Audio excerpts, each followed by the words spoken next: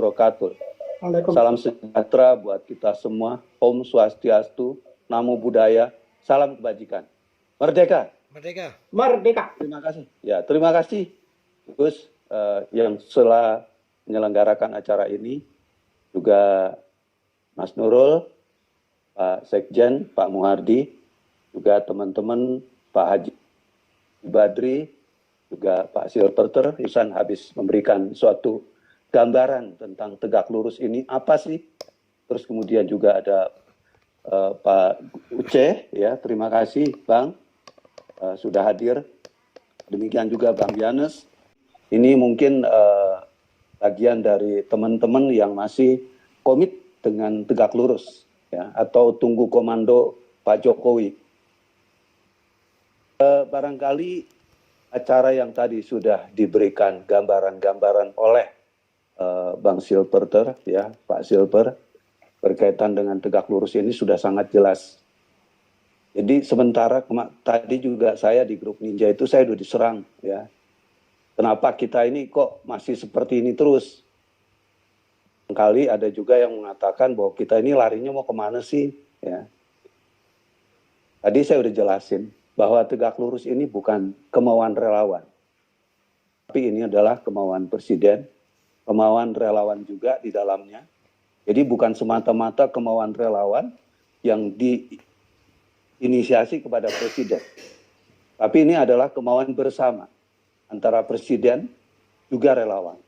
Akhirnya menjadi suatu kekuatan menuju kepada tegak lurus. Terus kemudian kita mau menyikapi apa sih sebetulnya tegak lurus ini? Apa juga wacana yang sudah berkembang dengan baca pres yang sekarang ini sudah genit-genit ria. Kita jujur ya kadang-kadang menjadi dilematis. Karena kenapa? Dulu waktu saya lihat di Cikini berkaitan dengan acara tegak lurus ini, itu kayaknya hampir 99% semua relawan itu mendukung kepada semangat tegak lurus. Tapi sekarang sudah ada yang lari ke sana, sudah ada yang lari ke sini, sudah ada yang ngomong begini, sudah ada yang ngomong begini. Tapi ya sudahlah. Yang penting teman-teman relawan ini jangan sampai salah lari. Karena kalau larinya mungkin ya, ini saya juga nggak mengatakan nanti saya dikatakan dukung sana, dukung sini. Ya, kepada A dan B yang memang itu ada di koalisi pemerintahan, oke-oke aja. Gitu. Ya, kita semangati untuk kepentingan itu. Walaupun sebetulnya sesuai dengan komitmen awal, kita menunggu komando. Tapi bahasa tubuh atau gestur Pak Jokowi itu kadang-kadang disalahartikan.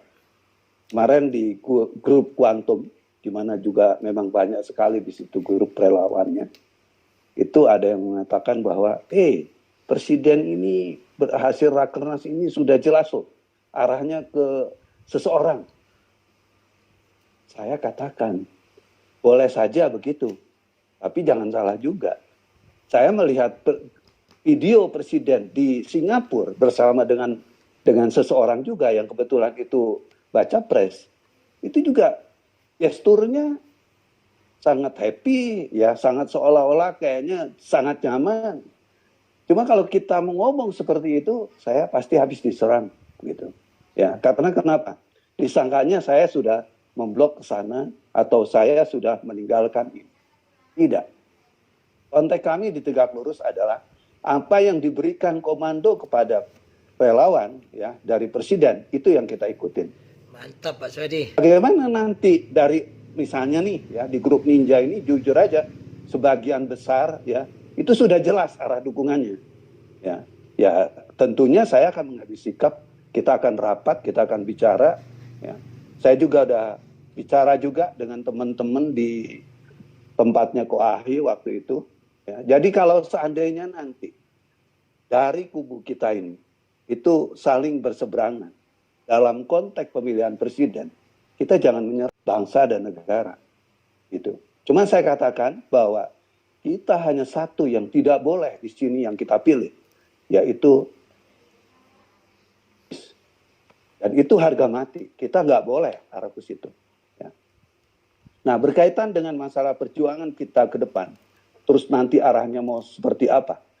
Saya mau katakan kepada teman-teman ya, saya mengatakan Pak Jokowi itu bukan hanya pinter dalam hal bekerja, tetapi juga dia pinter dalam menilai orang. Pinter dalam menganalisa, oh ini loh nanti yang dukung saya, yang bisa meneruskan kerja saya, oh ini loh nanti yang bisa melanjutkan kerja-kerja saya ke depan. Itu gambaran kecerdasan Pak Jokowi. Karena kenapa saya katakan seperti itu? Kan dia yang tahu. Tanya Ganjar seperti apa? Aku yakin presiden itu sudah sangat tahu. Prabowo seperti apa? Itu juga presiden sudah sangat yakin. Dia sangat tahu. Jadi kalau dikatakan nanti, tolong ini ya yang kita pilih, mungkin tidak serta-merta berbunyi seperti itu. Ada bahasa tubuh yang mengarah ke situ. Barangkali itu yang terbaik. Terbaik dalam konteks kepentingan pembangunan yang sudah dikerjakan Pak Jokowi. Bukan kepentingan-kepentingan yang lain. Dan itu yang menjadi persoalan. Ya karena jujur, kenapa Pak Jokowi juga cawe-cawe? Loh, dia ini kan kita sudah lihat hasil kerjanya, peran sertanya di dunia internasional, pembangunan ekonomi, demokrasi, hukum, dan lain sebagainya. Itu dikerjakan kok. Ini kan hasil kerja yang memang udah begitu luar biasa. Ingat loh, bukan 82% masyarakat Indonesia yang cinta kepada Jokowi, yang puas dengan hasil kerjanya. Tapi juga dunia internasional. Sekarang siapa yang tidak kenal dengan Indonesia? Barangkali zamannya SBY masih banyak orang tidak tahu Indonesia itu siapa dan di mana. Dulu saya juga pernah dengar ada penyanyi dari luar negeri yang ditanya bagaimana perkembangan konser di Indonesia. Sampai dia tanya, kok Indonesia itu apa? Coba, itu kan penghinaan nih.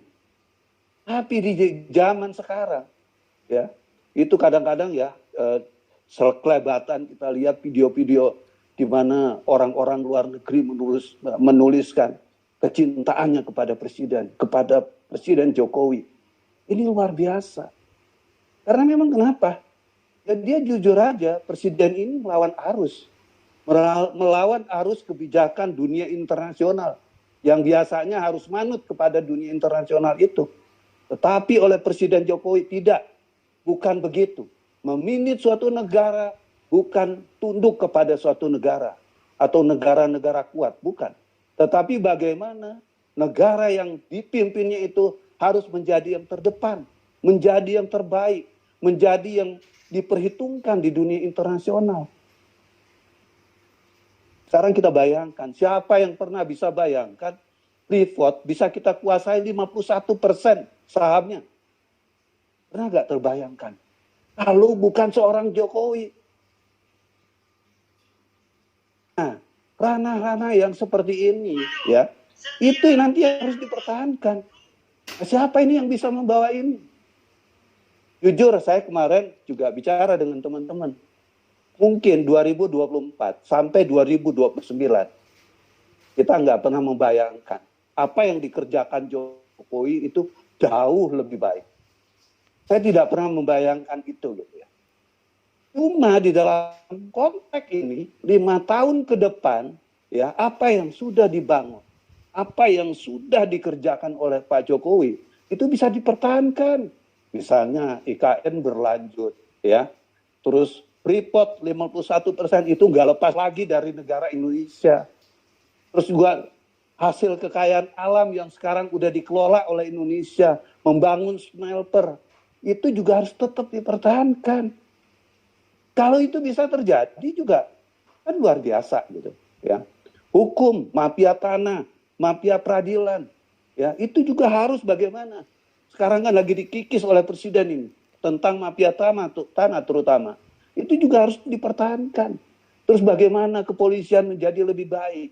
Mahkamah Agung menjadi garda terdepan dalam penegakan hukum. Gak gampang, bos. Jadi kalau seandainya ada orang mengatakan kok banyak yang bermain TikTok dan lain sebagainya. Lah ini juga menjadi persoalan.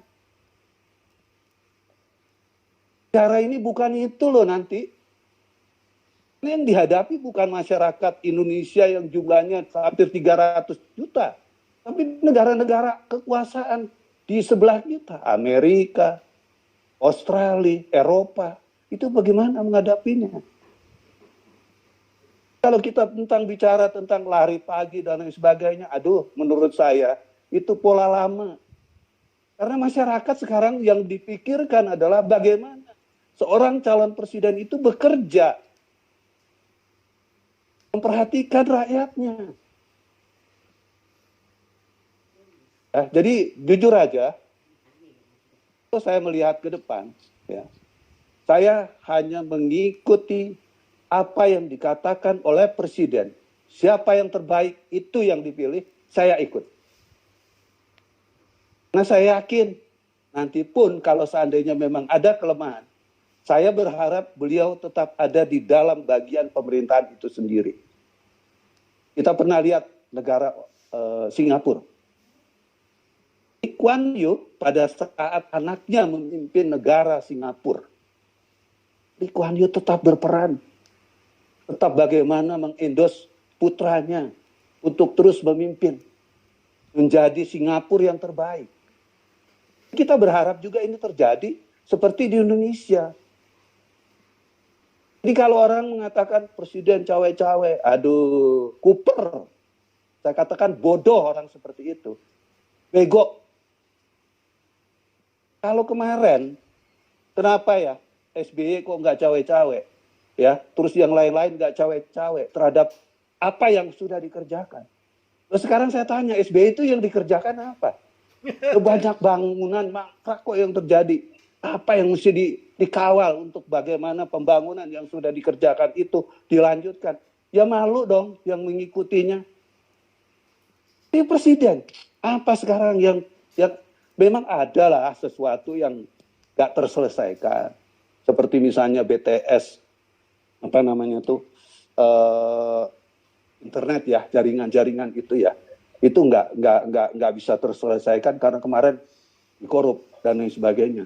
Ya, ini kan tentunya bukan kesalahan presiden, tapi kesalahan dari pembantu-pembantunya itu gitu ya. Tapi kan tetap itu akan menjadi regulasi yang tetap akan diperhitungkan orang. Tapi jangan salah, itu hanya sebagian kecil dari dibanding pembangunan yang sudah dikerjakan oleh presiden.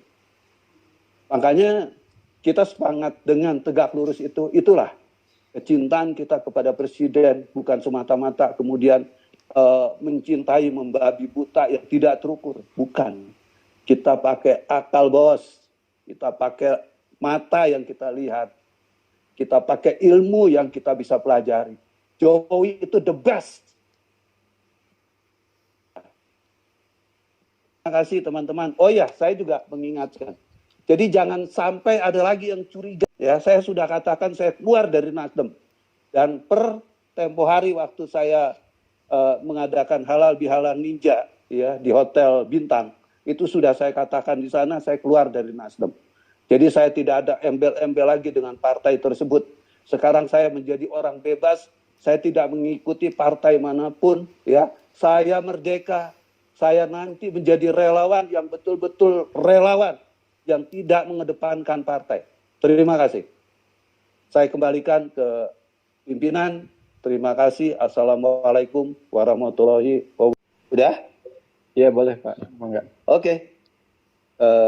Penutup saya, barangkali sekarang ini yang terpenting bagaimana kebersamaan tegak lurus ini menjadi satu kekuatan dan juga nakoda besar yang tentunya nggak tergoyahkan oleh godaan apapun juga. Karena kita percaya apa yang dikatakan Pak Jokowi itu adalah nanti yang terbaik. Terlepas siapa yang nanti akan ditunjuk, itu nanti yang kita akan dukung. Nah tentunya di dalam kaitan-kaitan ini, kita terus membuat narasi bagaimana pembangunan yang sedang dikerjakan oleh Presiden adalah pembangunan berkelanjutan yang akan diselesaikan oleh Presiden berikutnya. Dan tentunya kita juga perlu mewaspadai gerakan-gerakan dari kelompok-kelompok tertentu yang ingin mengganggu keberadaan dari Presiden dalam rangka bagaimana perahu ini terus berjalan untuk menuju kesuksesan yang akan datang. Karena kata cawe-cawe itu terus didengungkan. Bahkan kemarin Pak Yusuf Kalla itu terang-terangan ya mengatakan ketidaksukaannya dengan cawe-cawe tersebut. Tadi saya sudah katakan cawe-cawe ini bukan cawe-cawe dalam kepentingan-kepentingan yang tidak masuk akal. Tapi justru cawe-cawe ini adalah cawe-cawe yang sangat mendasar bagaimana program-program beliau dalam menjalankan pemerintahan selama 10 tahun ini ya tidak dihancurkan, tidak dirusak, tidak dinaibkan seperti DKI. DKI itu adalah sejarah yang harus terus kita ingat. DKI adalah sejarah kelam yang terus harus kita bangun. Bahwa pemimpin seperti itu tidak boleh ada di negara ini. Ya, oleh karena itu, apapun yang dikehendaki oleh Pak Jokowi dalam rangka meneruskan tongkat estafet itu adalah yang terbaik. Terima kasih dan saya mohon izin teman-teman karena saya harus ke tempat ibadah dan saya tinggalkan.